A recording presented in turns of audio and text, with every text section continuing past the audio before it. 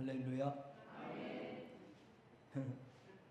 제가 여손교회원이었으면 나도 오늘 할렐루야 성가대 들어간다. 저 찬양 듣고 막 가슴이 나도 할렐루야 찬양대 하고 싶어 이런 마음이 확 들었는데 다른 분들은 어떻는지 모르겠어요.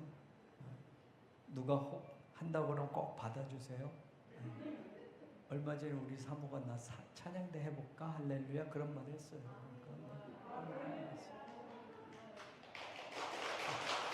아니 에어컨 뭐 하느라 뭘 못 들었어? 뭐 얘기하는지 모르고 그러고 왔어요 지금. 나중에 확인해 보세요. 아니 오늘 정말 뭐 늘 그렇지만 최고의 반주자님, 최고의 지휘자님, 또 최고의 대원들, 이야 삼위일체 오늘 너무 은혜로웠습니다. 늘 은혜롭지만 귀한 찬양 감사합니다. 아까 밖에서 듣는데 뭐 이렇게 소리를 지르는지 그게 이거구나 라는 걸 봤어요. 귀한 찬양 너무 감사합니다. 자, 여러분 오늘 시편 54편을 나누려고 해요. 시편 54편의 부제목이 이렇게 붙어져 있어요. 다윗이 쓴 시인데 다윗이 이때 이 시를 언제 썼느냐 하면 보니까 10사람이 사울에게 이르러 말하기를 다윗이 우리가 있는 곳에 숨지 아니하였나이까 하던 때라고 이렇게 설명을 하고 있어요.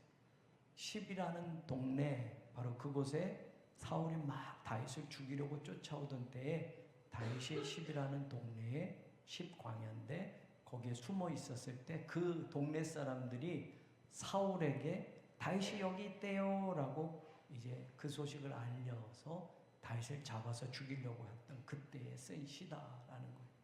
그러니까 그때의 상황을 우리가 좀 이해를 해야 오늘 시편 54편의 다윗의 마음을 이해할 수 있는 거예요. 그걸 이해하려면 사무엘상 24장을 봐야 돼요. 사무엘상 24장에 그 이야기가 나왔는데 그 이야기를 여러분들이 먼저 소개를 할 거예요. 14절에 보면 이렇게 쓰여져 있어요. 보면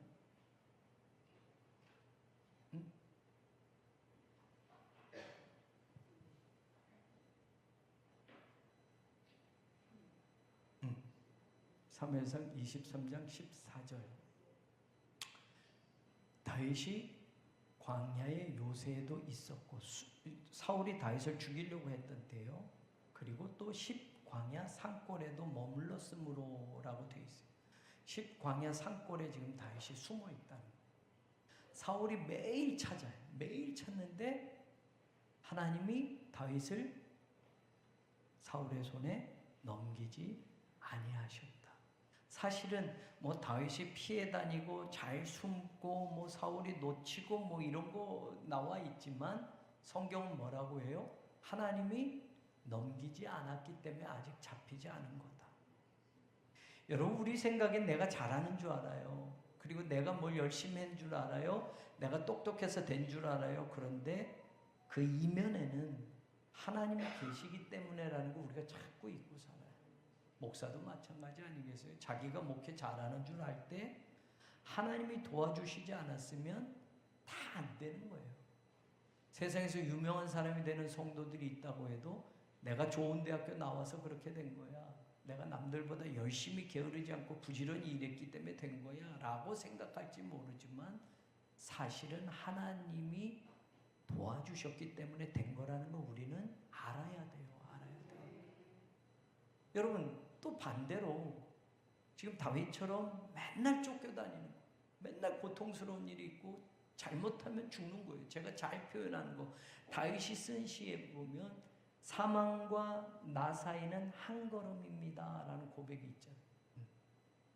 다윗의 인생을 자기가 생각해 보면 사망이 나를 막 쫓아오는 거예요. 사울이 죽이려고 막 쫓아오는데 한 걸음밖에 안 돼. 여러분 한 걸음 뒤에서 쫓아오면 여러분 쉴 수 있어요? 못 쉬어요. 한 걸음이니까 여러분 손만 내밀면 붙잡히는 거니까 긴장할 수밖에 없고 여러분 끝까지 달릴 수밖에 없어요. 얼마나 지치겠어요. 다윗이 그런 표현을 해요.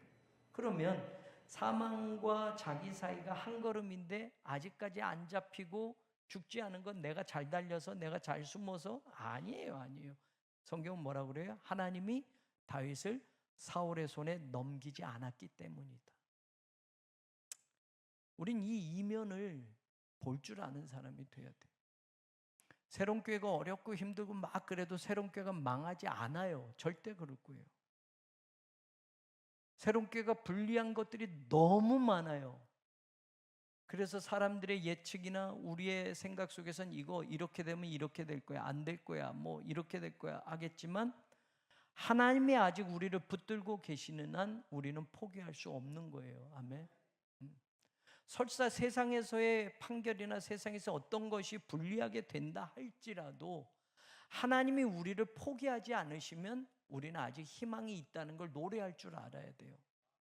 우리 세대가 안 되면 다음 세대라도 하나님은 하시는 거잖아요. 그렇잖아요. 나라를 잃어버린 이스라엘이 2000년 동안 떠돌아다닌 백성 아니에요? 그런데 1948년인가요? 네, 이스라엘이 회복하잖아요. 나라를 만들잖아요. 1000만밖에 안 되는 이스라엘 사람들이 지금 세계를 주름잡고 있잖아요. 2000년 가까운 세월 나라 없이 흩어져 살았으면 여러분 존재하지도 않고 다 부서져야 되는 거예요. 일제 36년 그런 엄청난 고통 속에서 대한민국이 다시 일어서는 건 하나님이 도우셨기 때문이지 뭐 누구가 잘나서 누가 뭘 해서, 물론 독립운동가들도 있고 하지만 아니에요. 6.25를 거치면서 세계에서 제일 가난한 나라였어요. 1950년대 필리핀이 더 잘 사는 나라였는데 지금 세계 경제국에서 10위 안에 12위 안에 드는 나라가 된 거, 이건 뭐 역대 뭐 누가 잘했고 뭐 누가 훌륭했고, 물론 그런 사람들도 하나님이 쓰셨지만 하나님이 우리나라를 아직 붙들고 계시기 때문에, 아직 이 민족을 통해서 하실 일이 있기 때문에, 애국가 늘 이야기하지만 애국가가 그냥 만들어진 게 아니에요. 여러분, 동해물과 백두산이 마르고 닳도록 하나님이 보호하사 우리나라 만세 된다니까요. 그러니까 그 이면에 하나님이 사울의 손에 다윗을 안 넘겼기 때문에라는 거 우리가 잊지 말아야 돼요. 자, 이 이야기가 좀 길어졌는데 그 다음에 여러분 15절 10광야에 지금 숨어 있다고 그러는데 15절은 이렇게 나와요. 23절 다윗이 사울이 자기의 생명을 빼앗으려고 나온 것을 보았으므로 그가 10광야 수풀에 지금 숨어 있었다. 그 다음 26절 근데 사울의 아들 요나단하고는 친하잖아요. 요나단이 지금 다윗이 10광야 수풀에 숨어 있는 걸 알았어요. 사울은 막 잡으러 쫓아다니는데 요나단은 다윗이 숨어 있는 걸 알고 그 수풀에 지금 요나단이 들어갔어요. 그리고 다윗에게 말합니다. 뭐라고 말해요? 하나님을 힘있게 의지해.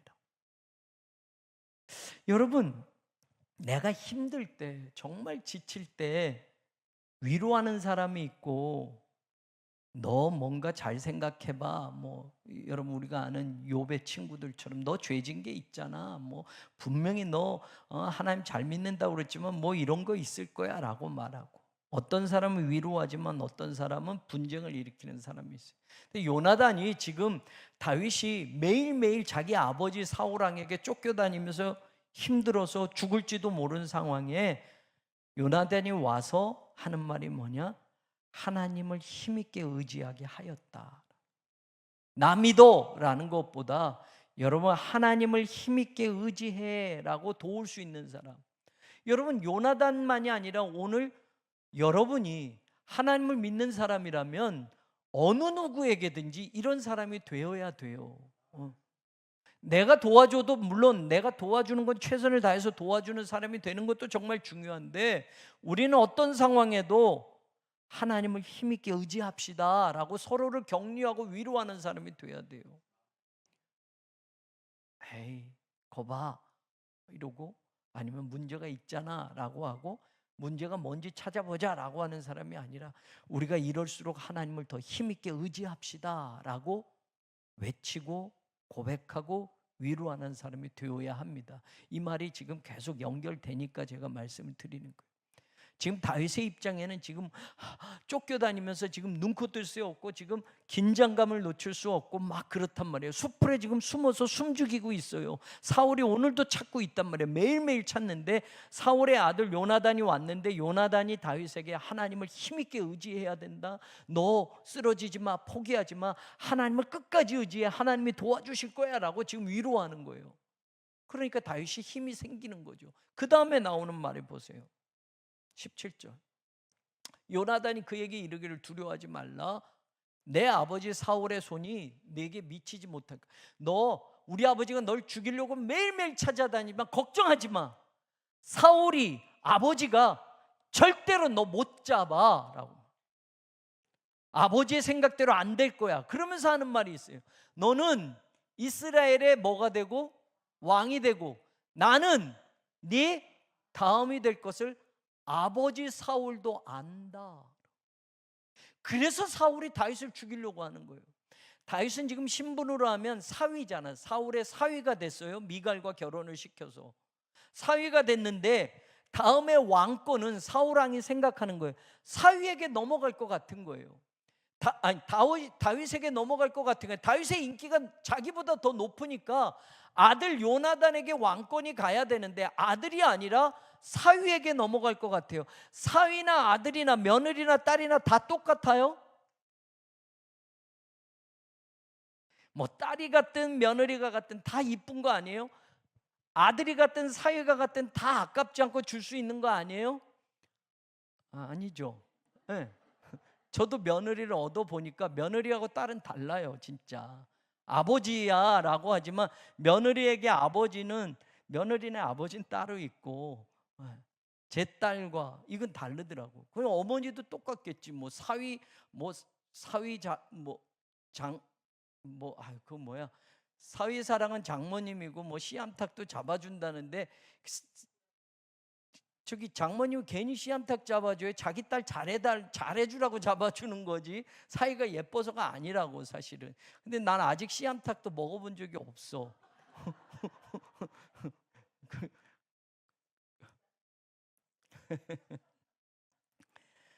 그러니까 사울이 알아요. 이 왕권이 다윗에게 갈 거라는 거예요.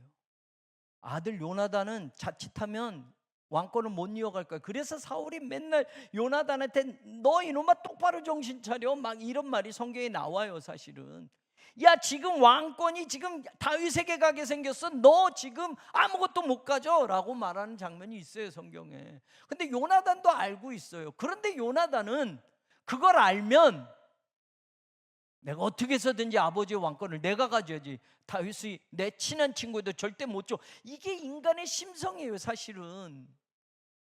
근데 요나단은 말해요. 네가 왕이고 나는 그 다음이야. 근데 이게 요나단의 생각이나 세상적인 인기 때문이 아니라 요나단은 뭘 아는 거예요? 하나님이 다윗을 선택했다라는 걸 아는 거예요. 그러니까 너 두려워하지 마. 아버지가 널 죽이려고 해도 넌 절대로 안 잡힐 거야. 왜? 하나님이 너를 선택했기 때문에. 하나님이 너를 왕으로 세우신다면 나는 너의 왕권을 찬탈하고 그것을 어떻게든지 아버지처럼 빼앗으려는 사람이 아니야. 네가 왕이 되고 나는 왕이 안 돼도 괜찮아 라고 요나단이 지금 말하는 거예요. 여러분 지금 다윗이 쫓겨다니고 죽을 위기의 상황에 당사자가 될 수 있는 요나단이 찾아와서, 사울의 아들이 찾아와서 하나님만 의지해라 라고 위로하고, 걱정하지 마. 아버지가 내가 왕권을 못 잇고 네가 이을 거라고 생각해서 너를 잡아 죽이려고 하지만 걱정하지 마. 나는 우리 아버지의 생각을 따르지 않아. 그건 아버지의 생각일 뿐, 인간적인 욕심일 뿐. 하나님이 너를 선택해서 사무엘을 통해서 기름 부었다면 하나님이 너를 선택하셨으니 너가 이스라엘의 왕이 될 거야 라고 요나단이 말하는 거예요. 사람은 2등 되면 1등 되고 싶잖아요. 에? 어떻게 해서든 1등이 되고 싶은데 요나단은 그 1등은 내게 아니야. 하나님이 정하신 거에 나는 순응할 거야 라고 말해요. 대단한 사람이죠. 대단한 사람. 오늘날 다윗이 그냥 된 게 아니라 다윗의 믿음도 칭찬하지만 다윗 옆에 요나단이란 사람이 이런 사람이었다는 거 굉장히 중요한 거예요. 저는 우리 장로님들이 요나단이 되기를 원하고, 우리 권사님들이 요나단이 되고, 우리 성도들이 요나단과 같은 믿음의 자리를 지키는 사람들이 되기를 원해요. 힘들고 낙심한 성도들에게 하나님께서 너를 지켜줄 거야. 하나님이 너를 붙잡아 주실 거야. 걱정하지 마. 하나님을 더 의지하자고. 기도할게 라고 하면서 힘을 주고 위로하는 사람. 그리고 하나님의 선택, 하나님의 말씀, 하나님의 주권을 인정하는 사람. 이랬을 때 하나님의 영광이 드러나게 되어 있어요. 다윗의 영광이 아니라. 그러면서 마지막 18절에 두 사람이 여호와 앞에서 뭐 했다? 언약했다. 여호와 앞에서. 이것은 하나님이 우리의 증인이다 라고 말하는 거예요. 지금 여기는 아무도 보지 않지만 살아계신 하나님이 너와 나하고 한 약속, 너하고 나하고 한 말을 하나님이 증언해 주시고 증인이 되어 주실 거예요. 이것은 뭐예요? 목숨 걸고 지키자라는 거예요. 신앙의 사람이 이 정도가 돼야죠. 하나님 앞에서라고 할 때는 목숨 거는 거예요. 목숨 거는 거. 자, 요나단이 이렇게 했어요. 자, 지금 사울이 10광야 수풀에 숨어 있대요. 그런데 여러분 19절 보세요.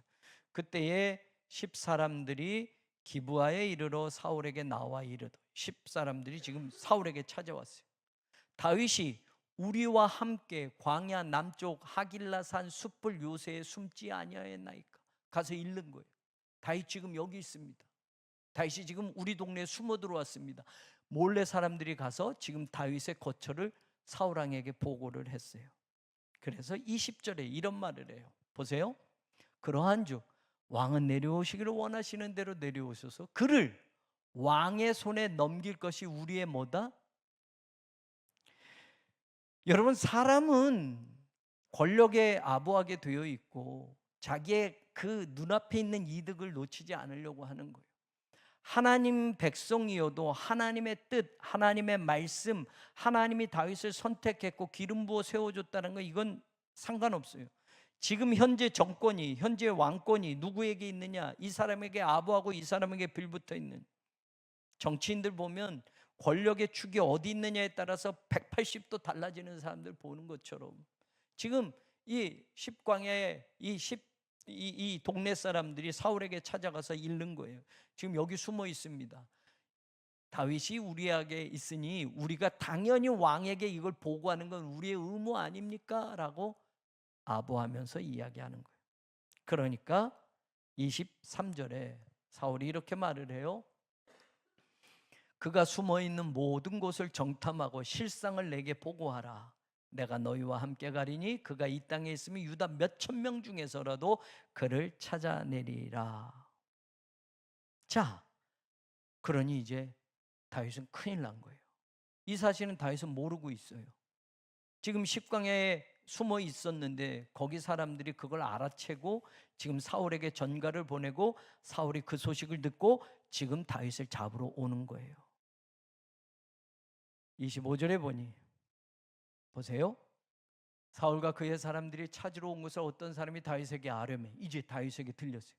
이에 다윗이 바위로 내려가 마온 황무지에 있더니 사울이 듣고 마온 황무지로 다윗을 따라가서는, 여러분 지금 다윗에게 누군가 전했죠. 그래 다윗이 지금 사울이 쫓아온다고, 그래서 지금 다윗이 또 급하게 지금 마온 황무지로 내려가서 숨으려고 하는 거예요. 그런데 사울이 거기까지도 쫓아왔어요. 그 다음에 뭐라고 나와요? 26절. 사울이 산 이쪽으로 가며 다윗과 그의 사람들은 산 저쪽으로 가며. 자, 카메라에 담은 산 이쪽으로 다윗이 피할 때 사울이 이쪽에서 쫓아오는 것이 보이는 거예요. 다윗이 지금 어떻게 했어요? 지금 가까이 왔으니 사울을 어떻게 했다? 두려워했다. 그리고 어떻게 했다? 급히 피하려고 하였다. 이유가 뭐예요? 사울과 사울의 군사들이 다윗과 그의 사람들을 뭐하고? 애워싸고 잡으려. 아니, 도망쳤는데 피했는데 지금 포위당한 거예요. 지금 포위당했어요. 사울의 군대가 너무 많으니까 지금 다윗의 사람들을 다 포위하고 지금 사로잡으려고 하는 직전이었어요. 26절. 두려웠어요. 큰일 났구나. 이제 잡혔구나. 드디어는 잡혔구나. 사울의 군대에 포위당했구나 라고 지금 이야기해요. 짠짜라짠짠. 26절. 그 다음에 전령이, 그런데 사울에게 오는, 급하게 막 말을 타고 누가 막 달려왔어요. 그러고서 사울에게 말하는, 빨리 돌아오셔야 됩니다. 뭐 한다고요? 블레셋 사람들이 지금 쳐들어왔어요 라고. 다윗 잡는 것보다 더 급한 건 블레셋 군대가 이스라엘을 쳐들어왔습니다. 왕이시여 빨리 오세요 라고 말을 하는 거예요. 그러니까 27절. 이에 사울이 다윗 뒤쫓기를 뭐 했다? 아니 지금 다 포위해서 죽기 직전인데, 다윗도 지금 두려워서 이제 끝났구나라고 하는 상황인데 전령이 와서 지금 블레셋 군대가 쳐들어왔으니 빨리 지금 돌아오셔야 됩니다. 군대를 동원해서 블레셋과 싸워야 됩니다. 그래서 블레셋 사람들을 어떻게 하러 갔다? 치러 갔으므로 그것을 뭐라고 그러더라? 셀라하마느고, 분리하는 바위라는 그런 뜻의 셀라하마느곳이라. 분리한다는, 다윗을 지금 잡으려고 쫓아왔는데 바로 여기서 블레셋 군대가 쳐들어왔다고 하니까 사울이 그 아까운 기회를 뒤로 하고 지금 블레셋 군대와 전쟁하러 돌아가는 거예요. 여기서 사울의 뒤쫓은 것을 하나님께서 분리해서 여기서 사울이 돌아가게 하고 다윗을 구원해 내셨다. 셀라하마느곳, 여러분, 이게 다윗의 힘으로 된 거예요? 아니에요. 다윗은 이 상황을 겪으면서 셀라하마느곳의 하나님을 찬양하는 거예요. 야, 물론 내가 애써야 되는 것도 있지만 내가 애써도 안 되는 게 있잖아요. 그랬을 때 하나님이 탁 손을 쓰셨어요. 블레셋 사람들이 마침 그때 쳐들어와서 사울의 군대가 다시 뒤돌아가서 블레셋과 전쟁하러 다시 돌아가면서 다윗을 잡는 것을 잠시 보류하고 연기하는 거예요. 다윗을 다 포위했는데, 자, 이런 상황을 경험하고 나서 다윗이 오늘 시편 54편을 썼다. 그럼 여러분 이제 이해가 됐죠? 다윗이 뭐라고 썼는지 봅시다. 1절에 보면 시편 54편 1절, 주의 이름으로 나를 모아소서, 구원하소서. 여러분, 구원하소서 하면 내가 한 10% 죽게 됐을 때도 이런 기도를 할지 어떨지 모르겠어요. 10%면 아직 90%가 멀쩡하니까 여러분 아예 뭐 괜찮겠지라고 생각할 수 있잖아요. 그러니까 10% 정도 어려움이 오면 굳이 뭐 하나님께 알리지 않아도 돼. 이건 뭐 내가 할 수 있겠어라고 생각하는 거예요. 제가 어저께 당화의 혈색소가 6.5라고 딱, 6.5라고 하니까 이걸 모르나 봐. 내가 12.7이라고 그랬잖아요. 12.7. 인슐린을 맞아야 됩니다. 뭐 이거 왜 이렇게? 그래서 노력해 볼게요. 열심히 노력했더니 7.0. 목사님 많이 노력하셨네요. 요번에 또 3개월에 갔는데 6.5. 그러니까 목사님 대단하신데, 그러니까 기분이 좋게 해요, 안 좋게 해요? 근데 그만큼 잔소리를 들으면서 제가 노력을 했다는 걸 아셔야 돼요. 먹고 싶은 국수, 냉면 안 먹고 참고 뭐 이러면서. 우리가 그런 거예요.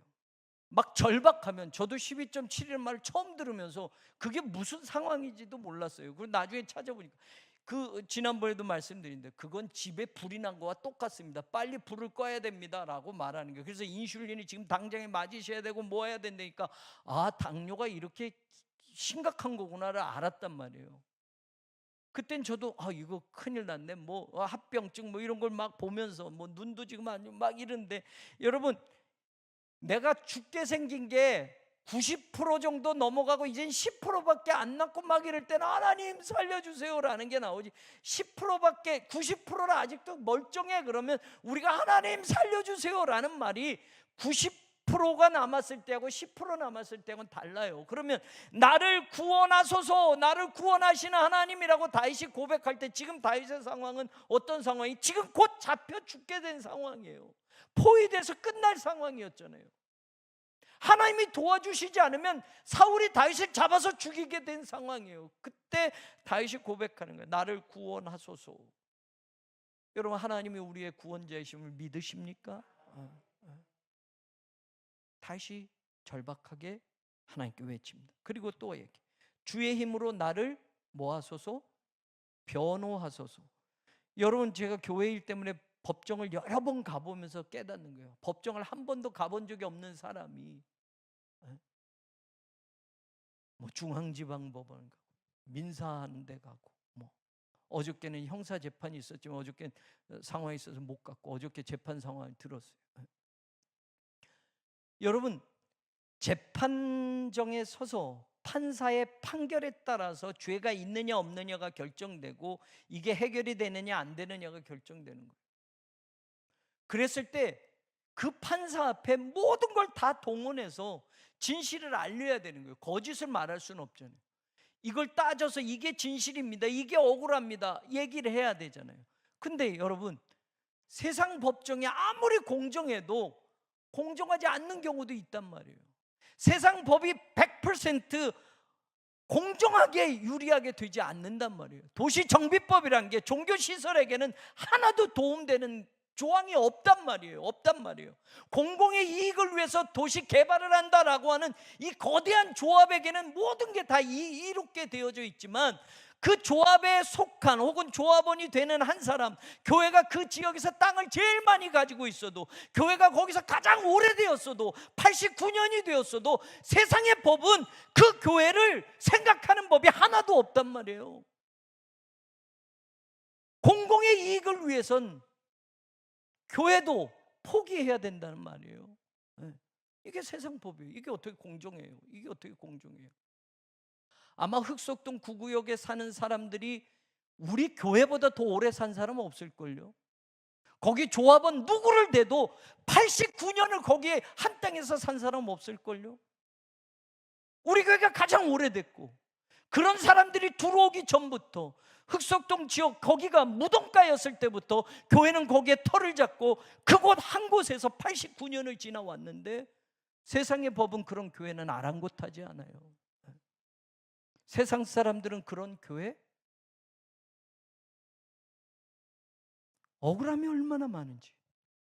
나를 변호하소서라고 할 때 다윗의 입장에서 생각해보면, 내가 뭐 죄라도 졌든지, 내가 뭐 사울왕에게 뭐 잘못한 거라도 있든지, 그럼 내가 인정하겠어. 내가 이것 때문에 잘못했다면 날 용서해 주세요라고 하겠어. 그래, 내 쪽에서는 아무런 죄가 없고 아무런 잘못한 것이 없는데 사울왕이 나를 죽이려고 합니다. 나를 이제껏 이용해 먹고. 그러니 얼마나 억울해요. 그러니까 하나님, 나를 변호하소서. 여러분, 이게 재판정에 갔을 때 1심, 2심, 3심제니까 아마 대법원까지 가면 더 절박할 것 같아요. 이게 끝이니까. 그러면 하나님, 나를 변호해 주세요. 하나님, 변호해 주세요. 진짜 우리의 억울함을 제대로 다윗이 그런 거예요. 지금 우리 교회의 이 절박함도 이런 것 같아요.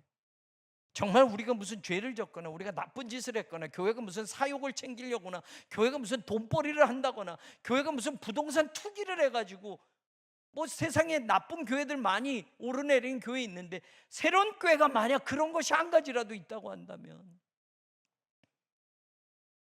하나님 앞에 우리가 어떻게 떳떳하게 설 수 있겠습니까? 다윗도 마찬가지입니다. 저는 하나님이 우리를 변호해 주실 줄로 믿습니다.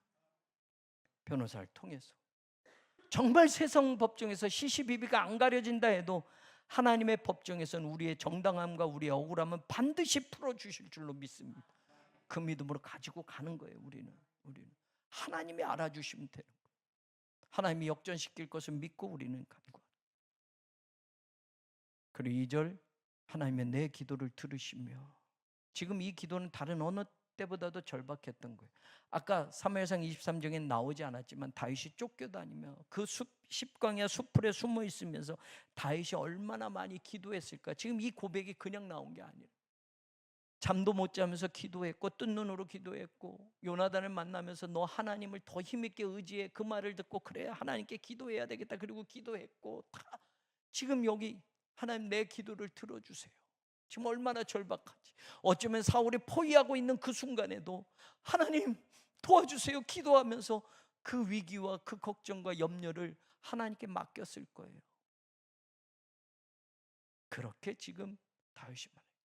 우리가 평소에 외치는 구원해 주세요, 변호해 주세요, 기도를 들어주세요라는 것과 다윗의 지금 실존적인 상황은 너무나 절박한 상황 속에서 고백하는 것, 이런 기도를 드렸다.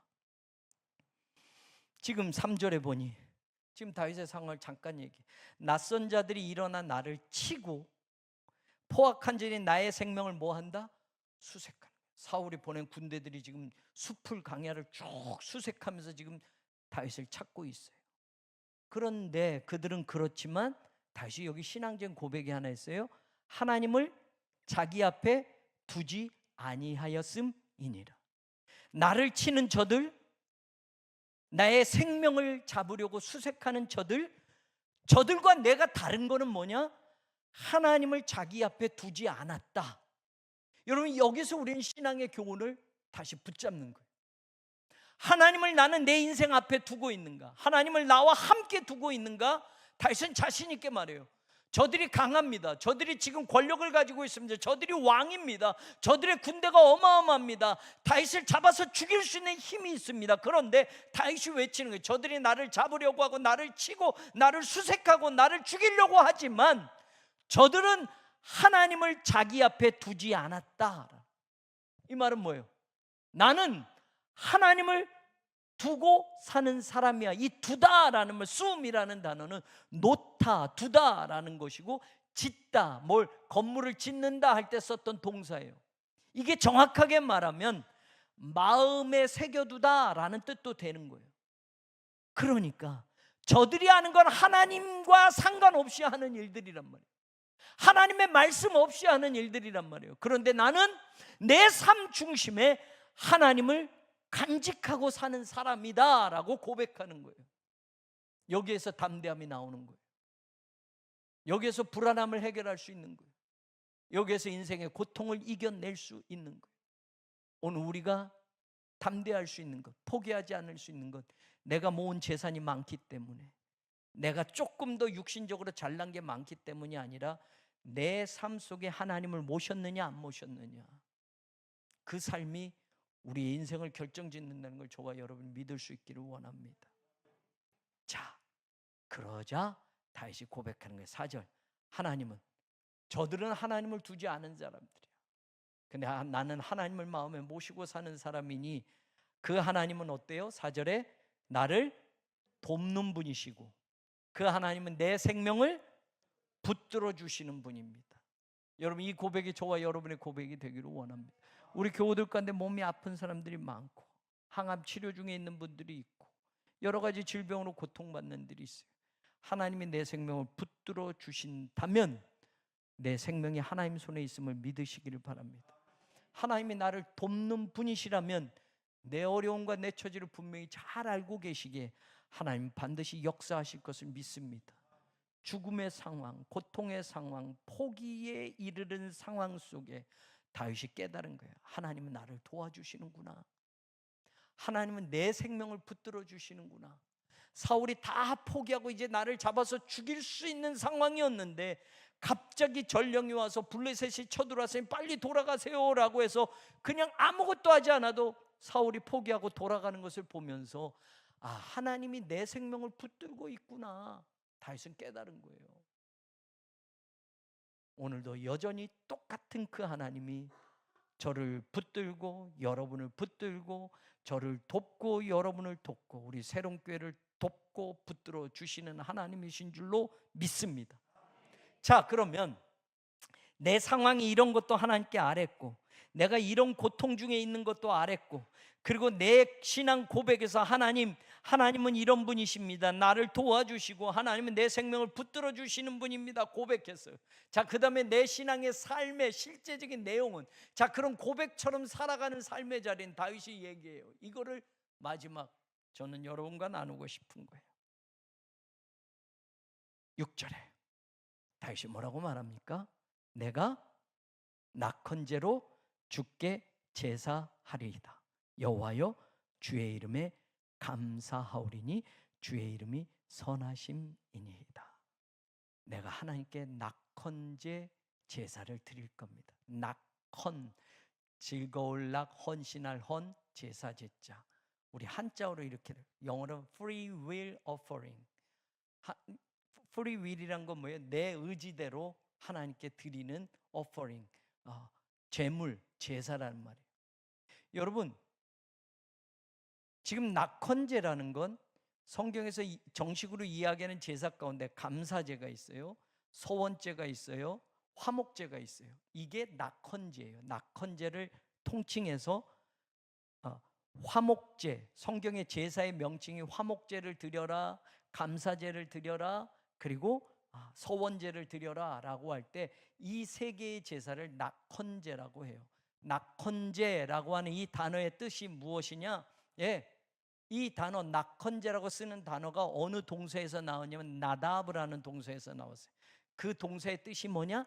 자원하다라는 거예요. 그래서 이걸 자원제라고 그래요. 누가 시켜서 주일 성수해, 그러니까 주일, 내가 스스로 원해서 하나님께 드리는 예배, 그게 낙헌제예요.